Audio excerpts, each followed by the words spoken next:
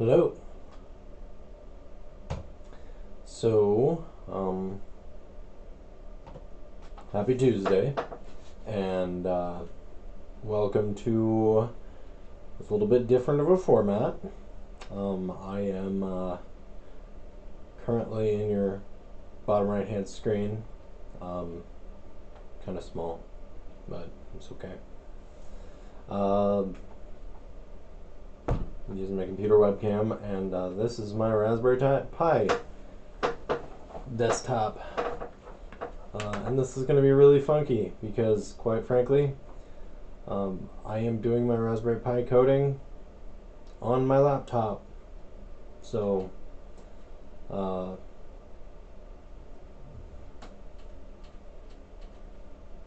yeah, and by that what I mean is that normally I have a screen right here that I use my Raspberry Pi coding with, and now I can't. I took the HDMI off that and I put it in a her. Details. Okay. So,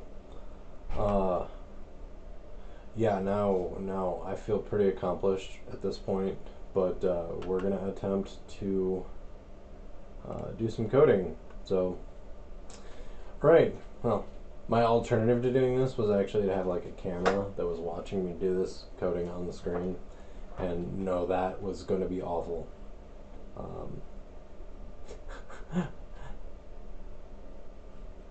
Yeah. Might try to.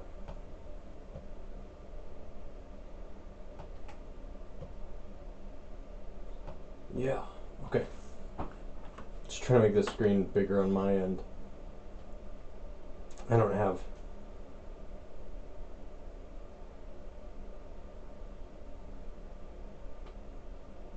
Yeah, I mean, I could have done something. Okay, well, I know better the next time I do this now. So, what we're going to be doing today is we're going to be covering. Last time we talked about the project part 1, which is where I sat down and I drew out a bunch of circuits. I drew circuit diagrams, I drew everything. Today, what we're going to be doing is we're actually going to be programming what we want this device to look like. So just to recap, this is for the final project. Final project, you are required to write up a paper where you will basically design a digital countdown timer. Okay? And the way that I am setting up my system is you have one button that you push that resets the countdown timer to a specified value that you cannot control, you can't change it. I mean, it's literally one button and it resets everything back to the original time. So that's what I'm going to be coding off of.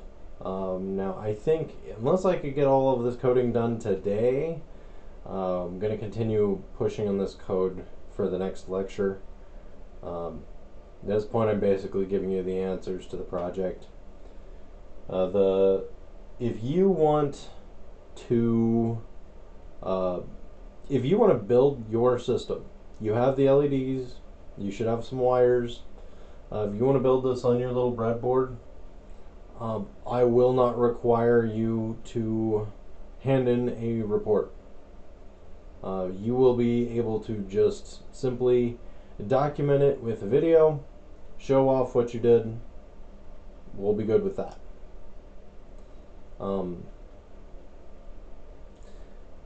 But if you don't build it, it is a lot more challenging to build it than some people do want to, but I would still advise then writing the paper because you want to grade. If you build it and you show it to me, you get 100 on this project. So there's your incentive to actually physically build this. Now, yeah. Okay, so either write the paper or friggin' build it. You only have two options. Okay. And this is the last thing that is due for this class. This is going to be due at the end of the week next week. I think I have a link to hand this in on Blackboard, but if not, I'll have to post one. Okay, so in order to go into our programming on our Raspberry Pi, I am going to go into Thonny Python IDE. Thonny is pretty standard for programming on the Pi.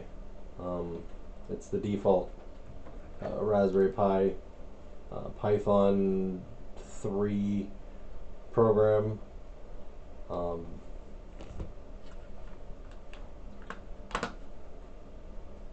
see if I can get this to a place where I can actually see it. And I can kind of see it.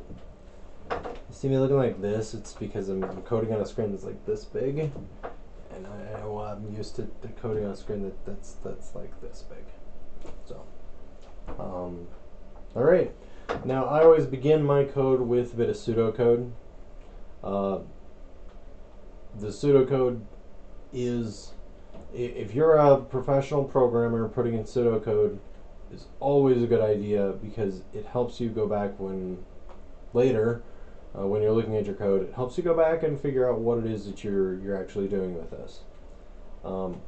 Pseudocode is beneficial. If you're going back and you're like, I need a snippet of a code from something, you go back through, read your pseudocode, and you can say, oh, well, I know my pseudocode comes from this right here. So I'm just gonna go grab this code. So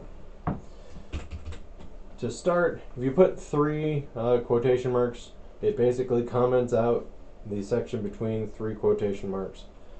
So I'll go ahead and say this code is intended to, I could read this to you, but I'm sure you can read this better than me. So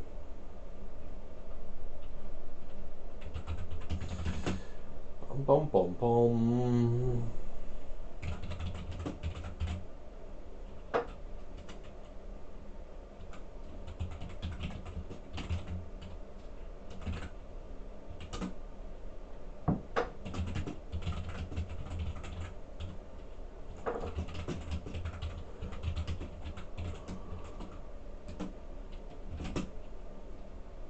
Say, was it 14 LEDs? Yes. Yes, it was.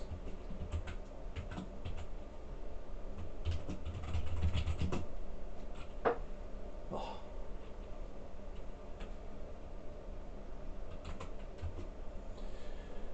14, what did we decide for the resistor? Was that 110 ohm resistors?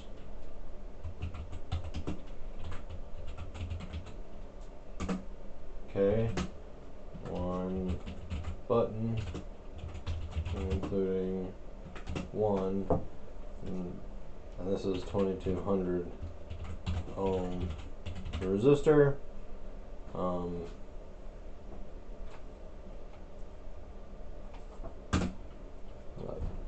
Dislike how that happened.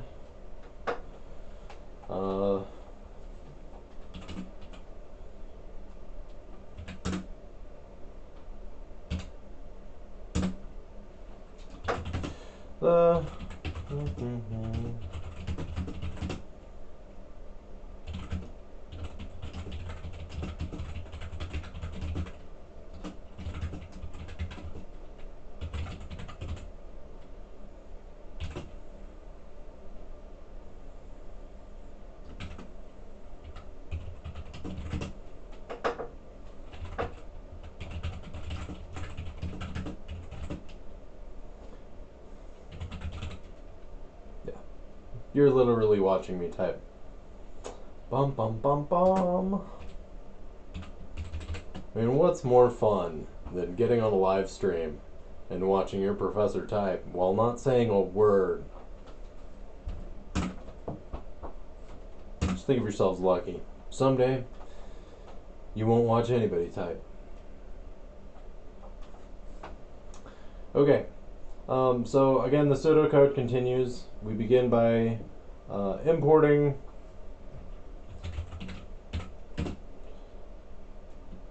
it's RPI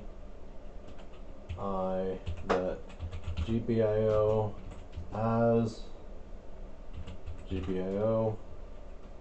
Okay, you got to import that first. Next, I'm going to declare input output pins. Really should be doing this like this.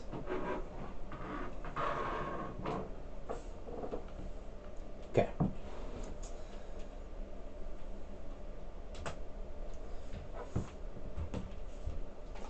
Okay, so my input pins, I'm going to say I'm going to have a left and I'm going to have a right digital number. Okay, my left digital number is I'm going to go around in a circle and then the middle. So left T, that stands for left to top, is equal to, let's see, what pin number should I get? Just going to go around in a nice little circle here when I'm assigning pins. So we'll start with 17, left, top right is equal to, this will be 27, left, bottom right is equal to 22.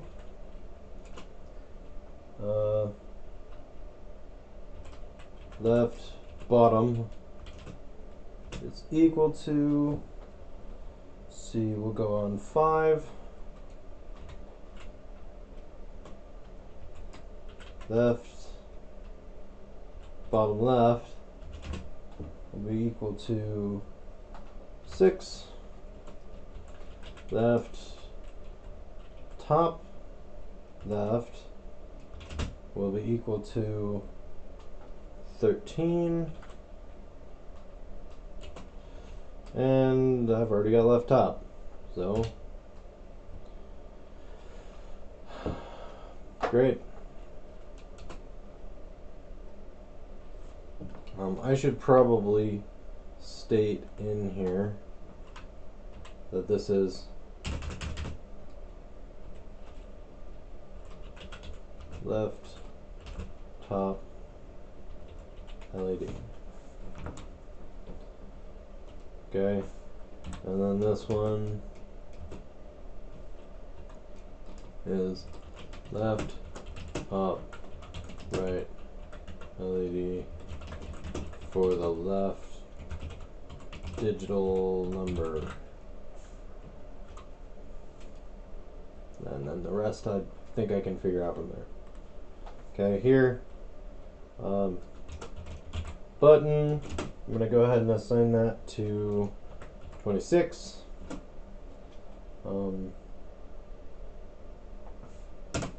Okay, and then right T is equal to, start at 18. Okay, so I did the left side of my Raspberry Pi T cobbler. Now I'm going on the right side. And then this one, I'm going to comment out and say this is the top LED on the right digital number. So we got right TR, gonna go around in a clockwise circle again. Right TR is gonna be 23. Right BR is gonna be 24. Right B is equal to 25. And then right BL can be equal to 12. Write TL is going to be equal to 16. Okay, so this is just how I set up my pins. Now I'm going to need to call all of those in my actual code anytime I need to output to those pins. And if I have a problem, I can go back and I can change those pin numbers. But here, if I'm calling write BL, write BR, I know exactly which pin number I am going to be referring to when that happens. Okay? So all of that is declaring input, output pins. All right? What we'll do here is we're now going to set up GPIO. So what you're not seeing is that I am currently looking this up on the internet. So there's a perk to GPIO output Raspberry Pi. Do.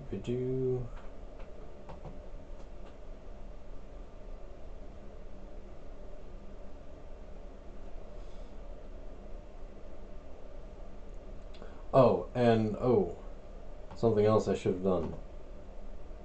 I'm going to go up here. When I import my libraries, I'm also going to import time. Okay, so here, whenever you set up your Raspberry Pi, you pretty much have to have your GPIO.set mode, and then you get into actually setting up the pins. So I'm going to set this up as GPIO. Oop, I've got it all lowercase. You know what? I'm going to set this up as uppercase.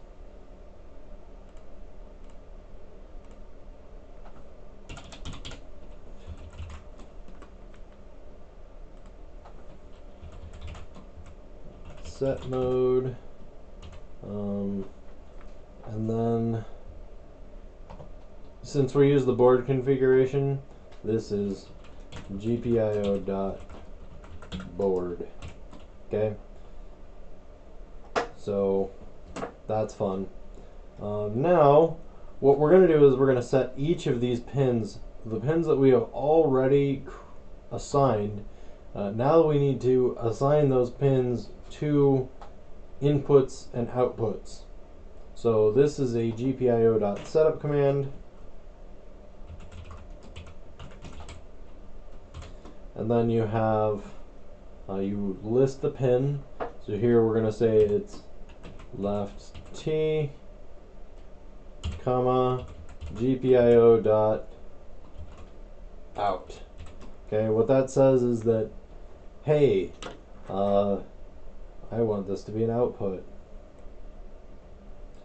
Okay, rather than retype that a million times, this is where I control copy, paste.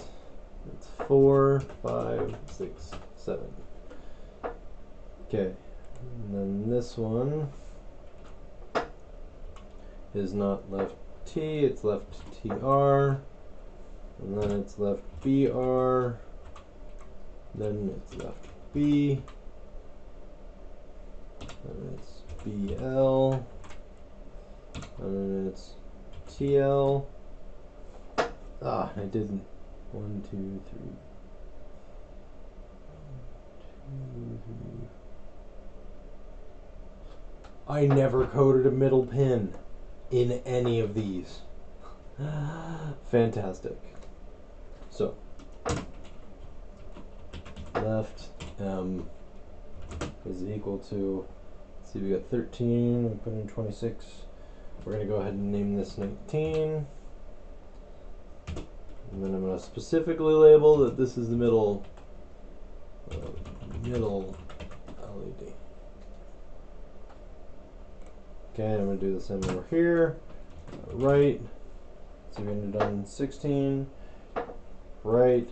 m is equal to 20. Okay, I was gonna say, it seems a little weird that I have all my pins laid out. Yeah.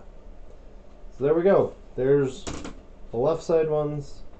I'm gonna go ahead, paste another one quick, and this one is going to be our button. And instead of being GPIO.out, this is going to be a GPIO.in. It's because we're actually reading the value of the button, whereas we are telling the LEDs what value they are. Okay? GPIO.in switches your GPIOs so that now it's an input device, and it's reading values, and it's set to read those values. We're only going to have one input device because we only have one button. The rest of them are all going to be output devices because they are controlling, the code is outputting a voltage, and the voltage goes to the LEDs. Alright, GPIO.Setup write T GPIO.out. Okay, gonna go ahead and copy 3, 4, 5, 6, 7.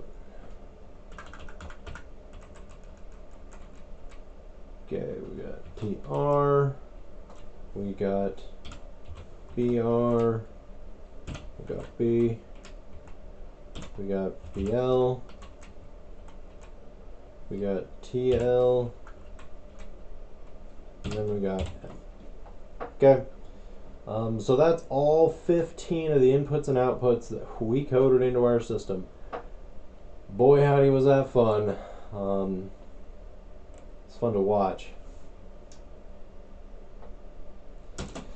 Okay, so that's all the setup code that we need to really get this running. What we're going to do now is we're going to say, all right, how are we going to make this timer work? Well,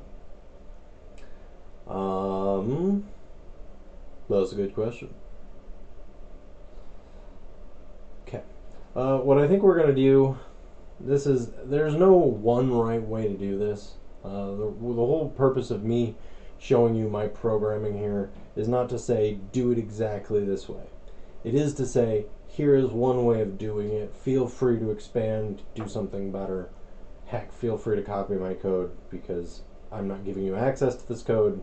It would take you a lot of effort and work to try to recopy this, and if that's what you want to do, go for it. I can't even promise this is going to work because I didn't personally build the system. When it comes to the code, as long as it mostly looks like it works, I will be happy. If it doesn't look like it works, then I will not be happy. If you miss some of the setup code, it's clearly not going to work. So do make sure that you have the setup code in there. But here's where we get into the actual fun part of this coding. Now what I'm going to do is I'm going to go ahead and say when the timer gets hit, when you push a button, it resets the timer to 90 seconds. Okay, so this will be a 1.5-minute timer. So I'm actually going to go back up into the documentation and note that when the button is pushed, the timer is going to reset back to 90 seconds and immediately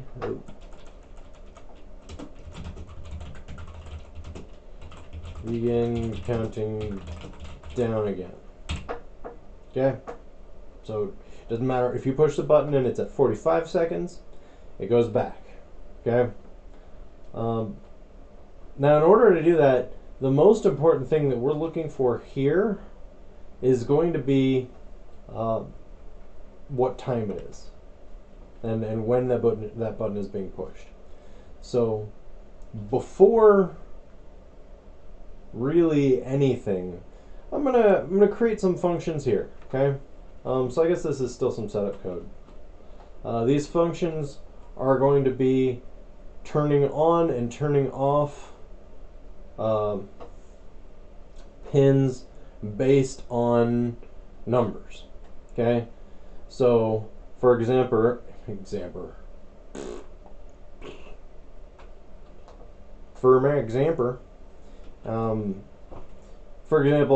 if I am displaying the number 2, then in my number 2, I'm going to have the top is going to be on, the top right is going to be on, the middle is going to be on, the bottom left is going to be on, and then the bottom is going to be on. That's how I develop a 2. So what I'm going to do is I'm going to take those numbers on, off, on. If I go around in a clockwise circle, it's on, off, on, off, on. Okay? I'm going to take those and I'm going to convert that into a series of 1s and 0s.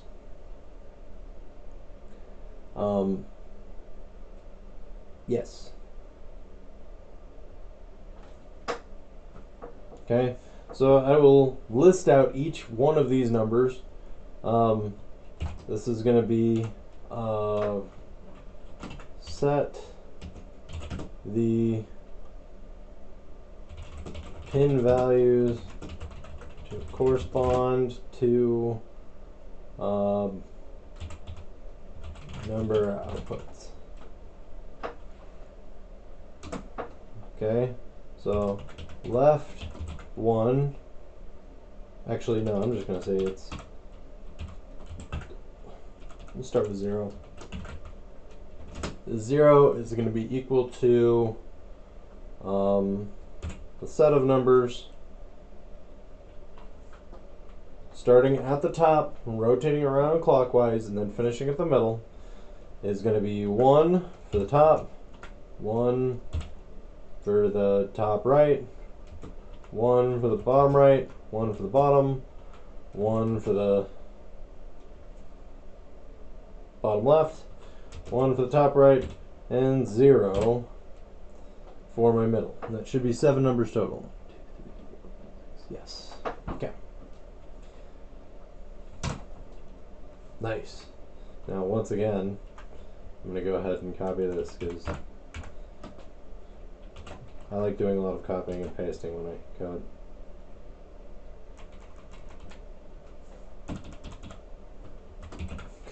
One. Now here 1 is only going to be top right, bottom right. And so I'm going to set this one to 0. This one is on. This is 0. This is 0. This is 0. Okay, and then I'm going to go ahead and put a comment here. Number scheme starts at top and goes around the digit clockwise. Ending in the middle. Okay, and now just because I'm a little bit OCD, I'm gonna create some nice spaces so that they all align nicely. Okay, so gonna go ahead and paste again. Oh, I have to. 2. Okay, 2 on, off, on, off, and then the middle one is on. Okay, 3 is on,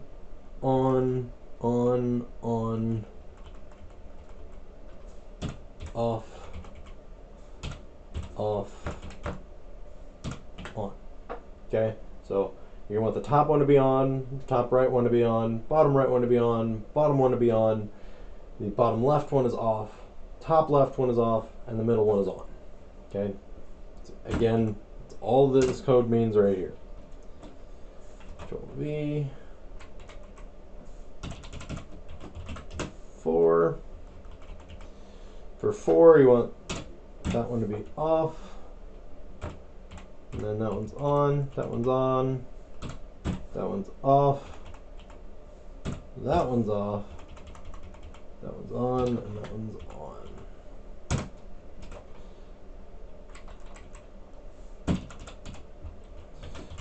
Five. Okay, for 5, it's the reverse of 2. You have one on, next one is off, next one is on, off, on, and then the middle one is on. Okay, 6.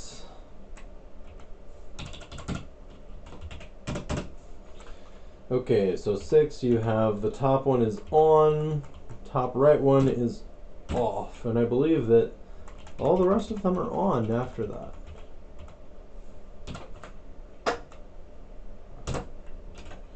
For 7,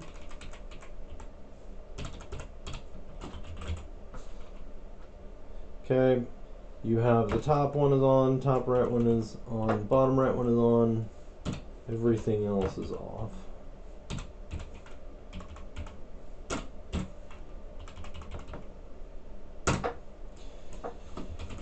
For 8, oops, go ahead and paste that, and then type 8. All of them are on for 8. So 1, 1, 1, 1, 1, 1, 1, 1, 1, 1, 1, 1, 1. Okay, 9.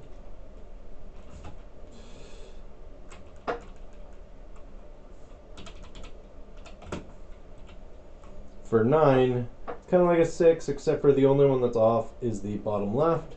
So here's top, top right, bottom, bottom left, center. Okay, so that's all 10 of our numbers. What we're going to do then is every time we go to create a 0, we're going to output the sequence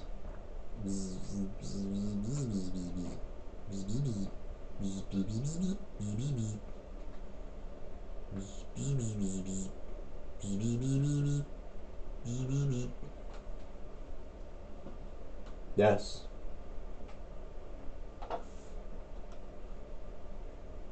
Yes, we will. We will output a sequence.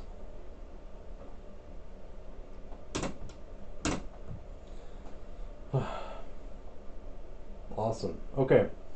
Boy, that's a lot of preparatory work. We haven't even gotten into the meat of what coding is yet. So I'm just going to go ahead and I'm going to start with a try. What a try loop does is it says everything inside of here. If there is an error that occurs, it goes ahead and goes to the except at the bottom. It's basically like creating something where you anticipate an error to occur inside of a code. When that error occurs, it kicks out of this body of code and goes down and completes the rest of the code. Normally what you have is you'll have if an error occurs, then it just quits out of the code entirely and throws a bunch of error messages at you. This having a try statement here will eliminate your error messages. So it might be best to do your code without the try statement and then go back through and put the try statement in later. I'm gonna go ahead and get a while loop. I'm gonna go ahead and say while 1 is equal to 1, because I just want this to be true forever. This is going to be continuously looping. Okay.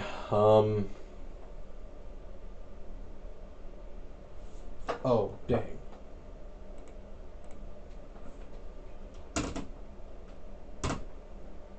And then here, set for I'm going to set the preliminary values for the digital display to be equal to 0, 0, because I want the timer to display 0 at 0.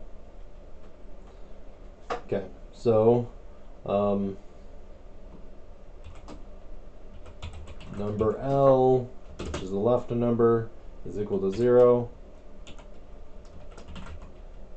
And number R is equal to 0.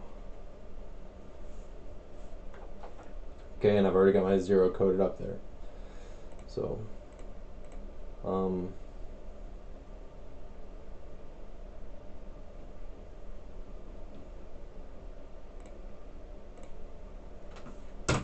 I'm going to go ahead and time is equal to 0. Okay, time is going to be an integer value that's going to count down from 90.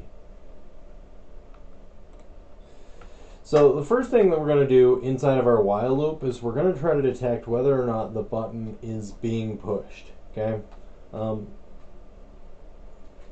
just a very simple if button. That's it. Oh, sorry. If GPIO dot, is it read? I think it's read.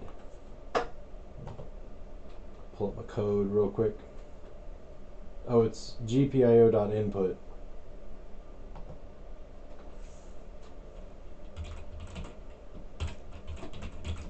Okay. Now, what this does is GPIO dot input is a function, and what this function produces is either an on or an off statement. If GPIO input means it's going to read the pin that's connected to the button and see if that button is returning a voltage or not returning a voltage. And if it returns a voltage, then the button is being pushed. That's how I set it up. Now you can, if you set it up with a pull down resistor, then you would set it up this way, where if the button is being pushed, you do this. If you put it with a pull up resistor, then instead of having this, you would have it say if not. But use a pull down resistor. It does make it a little bit more intuitive here. But then what this says is if the button is being pushed, execute this code. Time equals 90.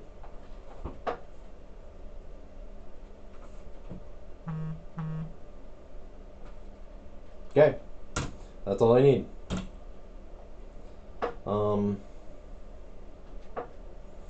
Now I go back and I say if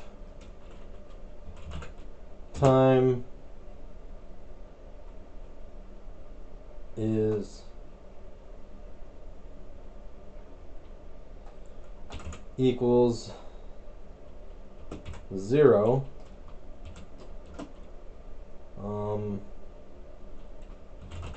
I'm just going to put in a dummy argument because I don't want anything to happen. Else, so if the time is equal to 0, basically do nothing. If the time is not equal to 0, then I'm going to have this run a countdown sequence. Oh no, I'm going to have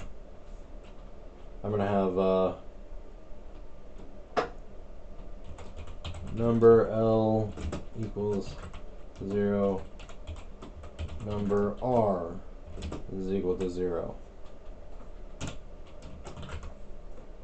Okay. Else, what I'm going to have to create some kind of a code. Oh wait, no. Yeah, you know what?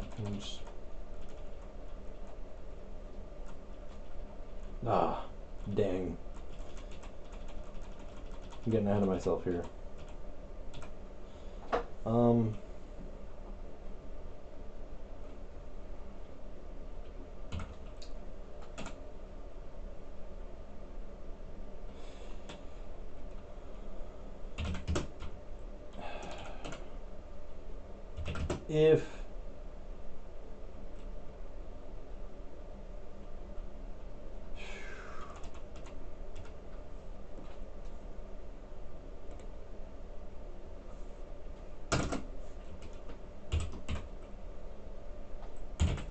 Okay, I'm going to create an array of arrays, and it's going to be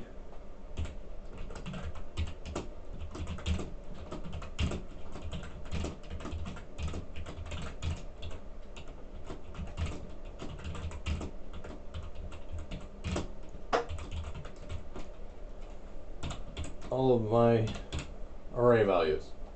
Okay, 0 through 9. Okay, and that'll correspond to my time.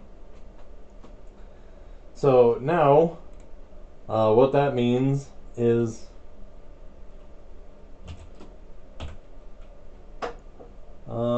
number L is equal to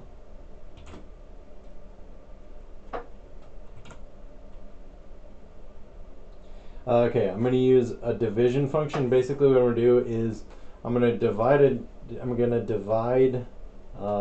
the time by 10 to get my tens digits, and I'm going to have the remainder of that be my ones digits. So time percent 10.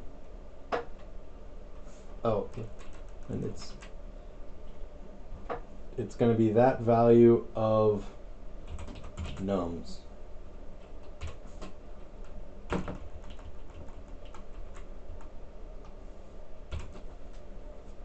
Okay.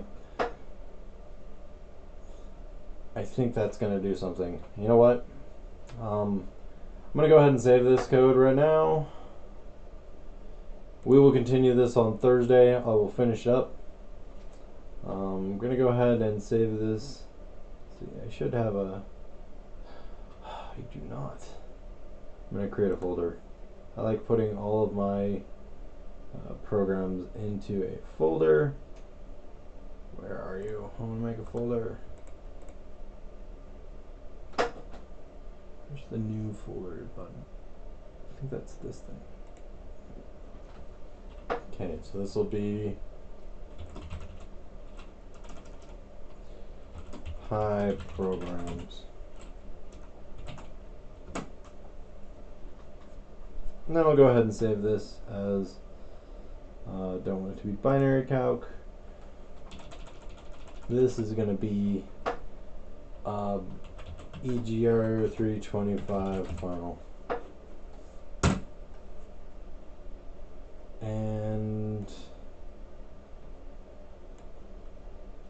okay. All right. Now I'm going to safely shut down my Pi. Namaste. I'll see you all on Thursday.